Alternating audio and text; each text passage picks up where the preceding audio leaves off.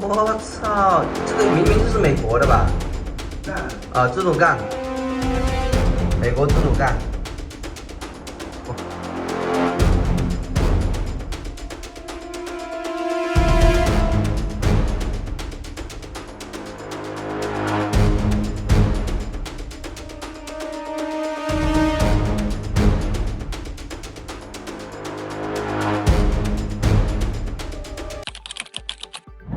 नमस्कार, प्रखर राजपूत को देख रहे हैं आप। आज तारीख है 18 जनवरी साल 2026 और इजराइल, फिलिस्तीन, लेबनान, पाकिस्तान, भारत समेत पूरी दुनिया की उन तमाम बड़ी खबरों के साथ एक बार फिर से अपने रात के शो में आपका स्वागत करता हूं। इस वीडियो में हम आपको बताएंगे कि गाजा के अंदर सीज फायर का जो सेकेंड फेज लागू किया जाना है, उसको लेके अब अमेरिका और इजराइल के बीच जंग हो सकती है। जंग कोई हवाई नहीं, ये जंग जुबानी होगी और उसको लेके अब कयास लगाए जा रहे हैं कि कहीं ना कहीं अमेरिका से इजराइल बुरी तरीके से नाराज है। और ऐसा क्यों कह रहा हूं, इस वीडियो में मैं आपको डिटेल में बताऊंगा। और साथ ही इस समय ईरान ने एक ऐसी मिसाइल की टेस्टिंग की है कि इस मिसाइल की टेस्टिंग के बाद कहीं ना कहीं चाहे अमेरिका हो चाहे इजराइल हो, सब के सब दहशत में आ चुके हैं। और साथ ही अमेरिका ने क्या अपने खतरनाक फाइटर जेट को फिर से ईरान की तरफ भेजा है, इसके बारे में भी हम आपको डिटेल में बताएंगे। और साथ ही गाजा के अंदर क्या कुछ इस समय इजराइल कर रहा है, उसको भी हम डिटेल में जानेंगे। और साथ ही इस समय डेनमार्क ने अमेरिका के खिलाफ खुला मोर्चा खोला है और इस मोर्चे के बाद अमेरिका के अंदर क्या दहशत मची है,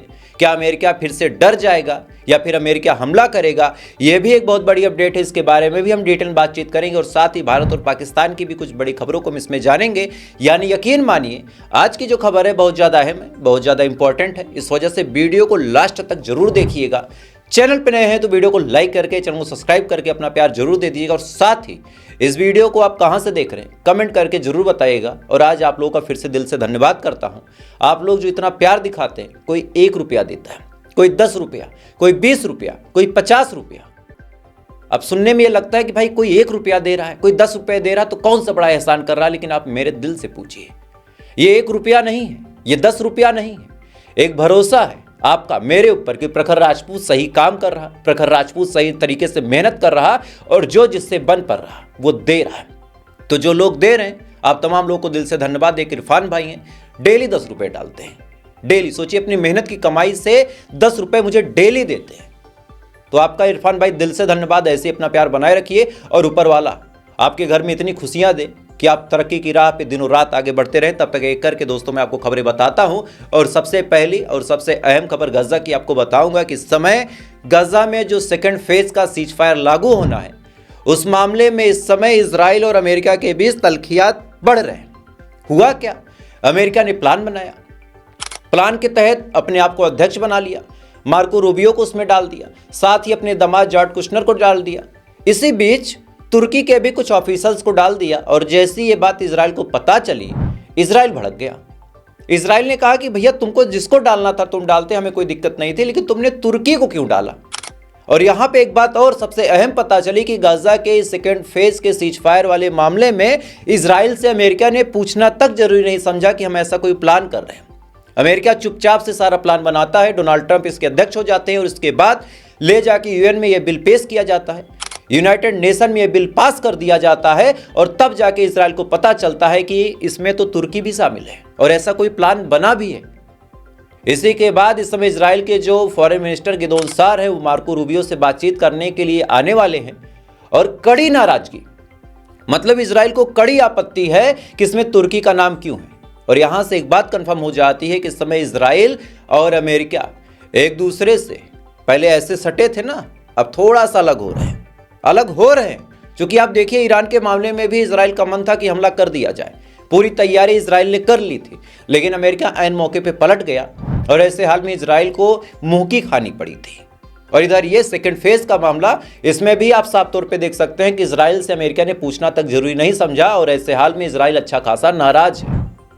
और नाराजगी की वजह यह भी है कि ईरान पर इन्होंने हमला किया नहीं। और आज मीडिया और अप्रत्याशित जो सोर्स हैं, उनकी बात अगर मान लें तो ईरान ने अमेरिका की मदद से इंटरकॉन्टिनेंटल बैलिस्टिक मिसाइल की टेस्टिंग की। अब इंटरकॉन्टिनेंटल का मतलब आप जानिए, आप एशिया से मिसाइल दागें अमेरिका तक पहुंचे, एशिया से दागें ऑस्ट्रेलिया तक पहुंचे, एशिया से यूरोप तक यानी एक महाद्वीप से दूसरे महाद्वीप तक जाने वाली मिसाइल की टेस्टिंग की है, जिसका वीडियो आप अपनी स्क्रीन पे देख सकते हैं। और ये टेस्टिंग ऐसे मौके पे हुई है जिस समय ईरान अपने सबसे कमजोर परिस्थिति में था। देखिए, कोई देश कमजोर तब होता है जब उसकी आवाम सड़कों पे आ जाए, आवाम ही बगावत कर दे। और ऐसे हाल में अगर वो देश तरक्की की राह पे आगे बढ़ रहा है तो इसका मतलब वो देश बहुत मजबूती के साथ अपने पांव को जमा के बैठा है। तो ये मिसाइल की टेस्टिंग एक सीधा सीधा चैलेंज है अमेरिका को भी, इजराइल को भी, कि अब तुम हमारे जद में हो। इस मिसाइल की सबसे खास बात यह है कि एक महाद्वीप से दाग के दूसरे महाद्वीप तक भेजी जा सकती है। इसकी इतनी रेंज है कि क्या कहा जाए। बैलिस्टिक मिसाइल है, यानी एक बार दाग के भूल जाओ, कहीं भी जाके हिट कर जाएगी। और ऐसे हाल में टेंशन बढ़ गई है और इस टेंशन का रिजल्ट ये है कि अमेरिका ने इराक के अंदर अपने एयरबेस को खाली कर दिया। दरअसल इराक के अंदर अमेरिका का एक बेस था जिसका नाम था अल असद। इस बेस पे अमेरिका कई सालों से लगातार कुंडली मार के बैठा था। इराक पे लगभग अमेरिका का कब्जा भी है, इस बात को हम जानते हैं। लेकिन इधर ईरान ने मिसाइल की टेस्टिंग की और इधर अमेरिका ने अल असद एयरबेस को छोड़ दिया और इसको इराक के सैनिकों के हवाले कर दिया और कहा कि भैया आप अपना चलाओ, हमारे बस का नहीं है कि हम यहाँ पे रह पाए। बाकायदा फ्रेंडली हैंडशेक किया, उसके बाद चले गए। थोड़ा सा वीडियो देखिए।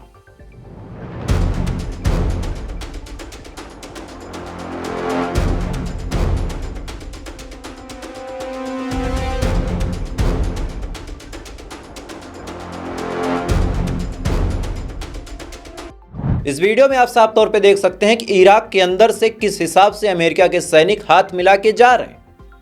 और ऐसा नहीं है कि अमेरिका ने कोई जानबूझ के या फिर बड़े खुशी मन से इस एयरबेस को छोड़ा है। ईरान का ऐसा डर इनके अंदर है कि इनको छोड़ना पड़ रहा है, क्योंकि कहीं ना कहीं अभी भी ये प्लान में है कि हम ईरान पे हमला कर दें।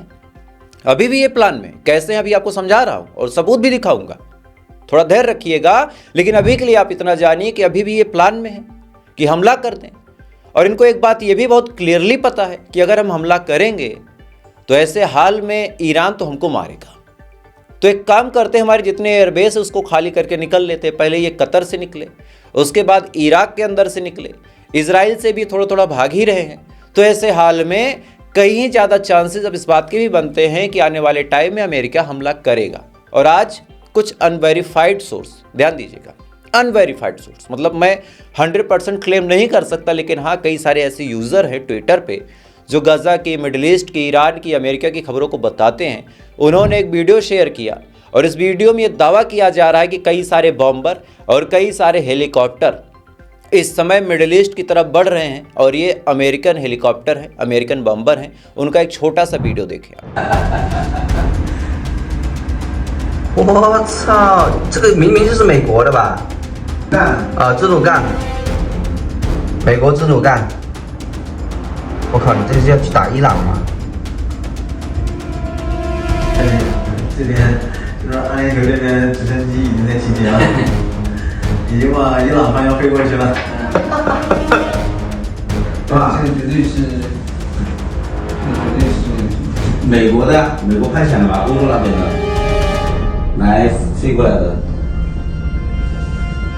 低空侦察，对面就是伊朗。 इस वीडियो में आप साफ तौर पे देख सकते हैं कि किस हिसाब से आकाशीय हथियारों का जो बेड़ा है वो मिडिल ईस्ट की तरफ बढ़ रहा है। हालांकि इस वीडियो की मैं पुष्टि नहीं कर सकता, क्योंकि कल को कोई कहेगा कि प्रखर राजपूत तुमने फेक वीडियो दिखाई, इस वजह से मैं क्लियरली बता दूं कि ये वीडियो अभी तक वेरीफाइड नहीं है। लेकिन हाँ, कई सारे न्यूज़ आउटलेट में ये वीडियो धड़ल्ले से चल रहा और इसको लेके अब पूरी दुनिया में फिर से हलचल है। चूँकि इसी बीच आयतुल्लाह खामनेई ने भी एक बयान जारी कर दिया। कल आयतुल्लाह खामनेई लोगों के सामने आते हैं और आने के बाद उन्होंने तमाम जो बयान दिए इसको मैं आपको सुबह बता चुका हूं। लेकिन हाँ, अब ईरान में फिर से राहत भरी खबर ये है कि चाहे स्कूल हो, चाहे कॉलेज हो, चाहे और भी जो सरकारी संस्थाएं हैं, उनको खोल दिया गया। यानी जिस प्रोटेस्ट के बारे में पूरी दुनिया में हवा बनाया जा रहा था कि प्रोटेस्ट होगा और ईरान की सत्ता पलट हो जाएगी, खामनेई चले जाएंगे, देश छोड़ के भाग जाएंगे, तमाम लोग निराश हो गए, तमाम लोग दुखी हो गए।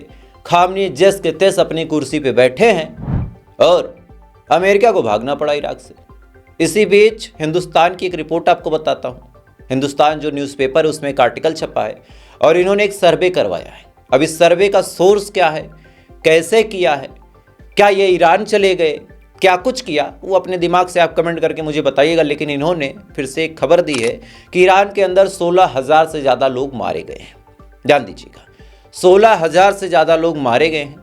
कईयों की आंख में गोली लगी है, कईयों को हेडशॉट मारा गया, यानी खोपड़ी पे गोली मारी गई पॉइंट ब्लैंक रेंज से, और 2.5 से 3 लाख लोग ऐसे हैं जो बुरी तरीके से इंजर्ड हैं। ऐसा हिंदुस्तान के आर्टिकल में छपा है, आप अपनी स्क्रीन पे देख सकते हैं। लेकिन फिर वहीं एक सवाल निकल के सामने आता है कि अगर 16,000 लोग मरे हैं, इस बात को हम मान लेते हैं, बहुत ध्यान से समझिएगा, 16,000 लोग मरे हैं, इस बात को हम मान लेते हैं, 2.5 लाख लोग घायल हैं, इस बात को भी हम मान लेते हैं। लेकिन दंगे की शुरुआत की किसने थी? भाई, तुम अमेरिका से पैसे लेके, तुम इजराइल से पैसे लेके अपनी ही आर्मी पे गोली चलाओगे तो आर्मी क्या आरती उतारेगी?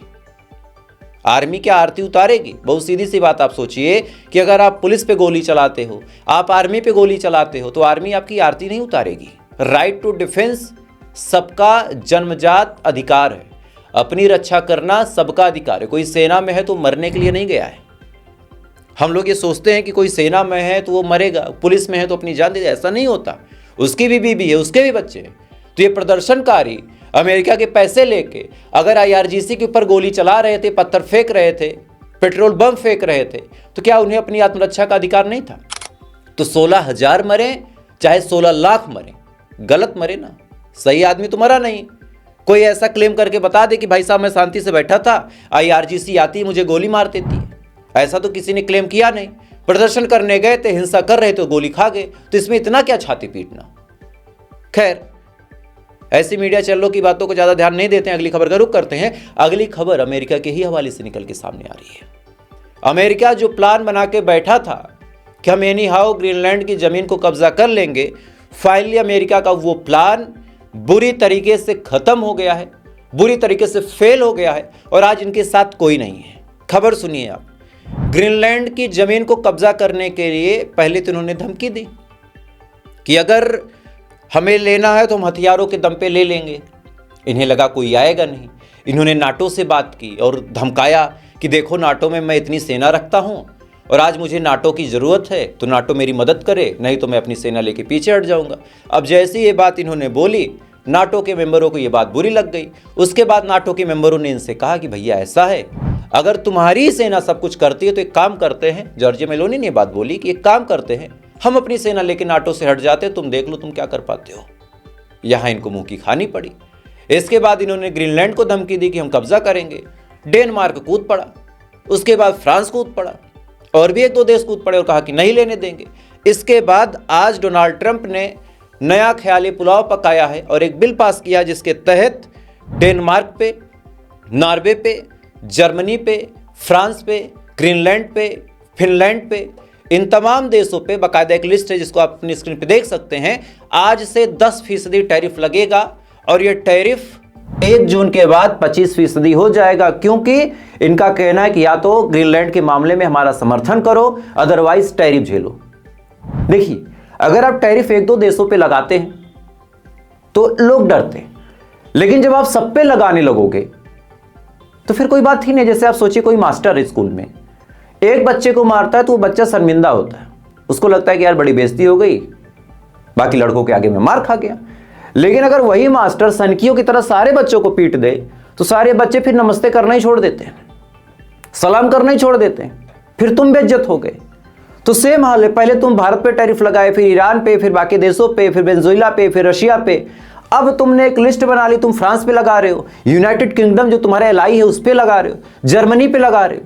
तो ऐसे हाल में हर देश तो तुम्हारे ही खिलाफ है, तो तुमसे कोई व्यापार ही नहीं करेगा, जाओ भाड़ में जाओ। बहरहाल 1 जून से बाकी देशों पे 25% टैरिफ लगाने का जब ऐलान किया तो डेनमार्क ने जो जवाब दिया और फ्रांस ने जो जवाब दिया, उससे इनकी ऐसी बेइज्जती हुई है कि भले ही ना बोल रहे हो लेकिन बेइज्जत हो गए।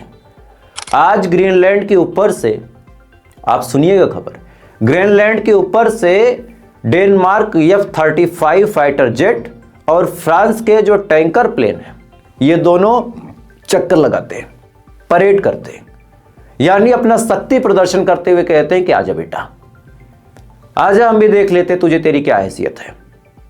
अब ये बात जब निकल के सामने आई तो लोग ट्रंप से सवाल पूछ रहे हैं कि बाबू फुस हो गए हो क्या? कभी तुम ईरान को धमकाए, वहां तुमसे कुछ उखड़ा नहीं, भारत को धमकाए, वहां तुम्हारे अंदर बगावत हो गई पार्लियामेंट में, वेनेजुएला के मामले में तुम्हारे पार्लियामेंट में तुम्हारे खिलाफ वोटिंग हो गई, तो तुम क्या बोलते रहते हो फालतू? यार पहले अपने यहाँ तो इज्जत बना लो और ले लो ग्रीनलैंड, दम है तो। खड़े हैं डेनमार्क, फ्रांस और क्यूबा, जर्मनी भी, ब्रिटेन भी, इटली भी, रशिया भी है, चाइना भी है, लेके दिखा दो। इस समय ट्रंप का हाल धोबी के कुत्ते जैसा है, ये ना घर के है ना घाट के। इजराइल इनका दोस्त था, उसके भी खिलाफ ये प्लान बना के आज उससे भी लड़ पड़े।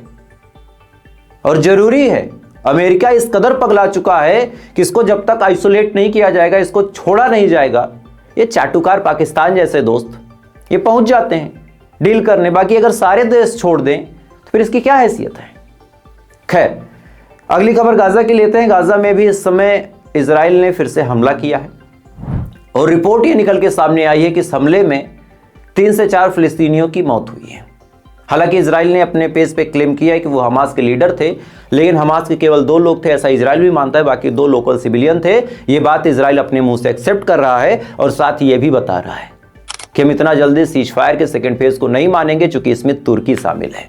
और आप देखिएगा, इजराइल यहाँ पे विरोध करेगा, बाद में मान मनव्वल होगी और धीरे धीरे धीरे धीरे करके सेकेंड फेज को भी ऐसा चेंज किया जाएगा कि उसमें केवल और केवल इजराइल का फायदा होगा। खैर, इधर ये तमाम चीजें चल ही रही हैं, इधर एक बहुत बड़ी अपडेट निकल के सामने आई है कि इजराइल ने अपने हथियारों के जखीरे में जबरदस्त इजाफा करने की तैयारी में जुटा हुआ है। दरअसल रिपोर्ट ये है कि इजराइल में जिस शख्स ने आयरन डोम बनाया, जिसने अभी लेजर बीम वाला हथियार बनाया था, जिसके बारे में मैं आपको डिटेल बता चुका हूं कि किस हिसाब से एक खास फ्रीक्वेंसी पे लेजर बीम छोड़ी जाएगी और जिससे जो एयरक्राफ्ट है सेकंड भर में जल के खत्म हो जाएंगे, उसी शख्स ने, जिसको आयरन डोम का फादर कहा जाता है, जिसका नाम है डैनियल गोल्ड ने खुलासा किया है कि बहुत सारे ऐसे प्रोजेक्ट हैं जो इस समय लाइन में लगे हुए हैं और इन प्रोजेक्ट को लगातार प्रोड्यूस किया जा रहा, उनकी टेस्टिंग चल रही है और इतने खतरनाक लेवल के हथियार बनाए जा रहे हैं जो दुनिया ने कभी देखे नहीं होंगे। और एक बात आप मानिए, इजराइल नए नए हथियारों का इजाफा करता है, जैसे लेजर बीम लेके आया, आयरन डोम लेके आया। हाँ, वो जंगी मैदान में कितने इफेक्टिव है, कितने एफिशिएंट हैं, वो तो बात की बात है, लेकिन एक कड़वी सच्चाई है कि इजराइल नए नए हथियार बनाता है और उन हथियारों की तोड़ को खोजने के लिए बाकी देशों को कड़ी मशक्कत करनी पड़ती है। तो गोल्ड ने ये जो बात बोली है, इस बात को इजराइल के दुश्मनों को थोड़ा सा गंभीरता से लेना पड़ेगा, क्योंकि इजराइल अगर ऐसे किसी हथियार को बना रहा है तो उसका उपयोग अपने दुश्मनों पे ही करेगा। इस बात को हमको आपको एक्सेप्ट करना पड़ेगा। खैर, वीडियो ज़्यादा लंबा नहीं करूँगा, लेकिन हाँ, 2 मेजर अपडेट हैं। एक, बरेली के अंदर मुसलमानों को परेशान किया गया है और साथ ही एक और मेजर अपडेट है। ये दोनों वीडियो आपको अगली वीडियो में बताऊंगा, डिटेल एनालिसिस के साथ बताऊंगा, इस वजह से अगली वीडियो को लाजमी देखिएगा। चैनल पे नए हैं तो वीडियो को लाइक कर लीजिए, चैनल को सब्सक्राइब कर लीजिए, ताकि जब मैं अगली वीडियो लेके आऊं तो आपसे मिस ना हो। बाकी जो लोग मुझे सपोर्ट करते हैं, चाहे 1 रुपये से, चाहे 10 रुपये से, प्रखर राजपूत दिल से उनका धन्यवाद करता है। ऐसे ही दुआ बनाए रखिएगा ताकि हम तरक्की की राह पे हम भी आगे बढ़े, आप भी आगे बढ़े और समाज में एक रेवोल्यूशन लेके आए। गोदी मीडिया के सामने आंखों में आंखें डाल के बोले कि तुमने गलत खबर दिखाई है, सही खबर ये है। खैर, सपोर्ट ऐसे करते रहिएगा। बाकी थोड़ी देर बाद फिर मुलाकात होगी ऐसी किसी खबर के साथ। तब तक आप अच्छे रहिए, खुश रहिए, अपना ख्याल रखिए, अपने देश का ख्याल रखिए। जय हिंद, ऊपर वाला की हिफाजत।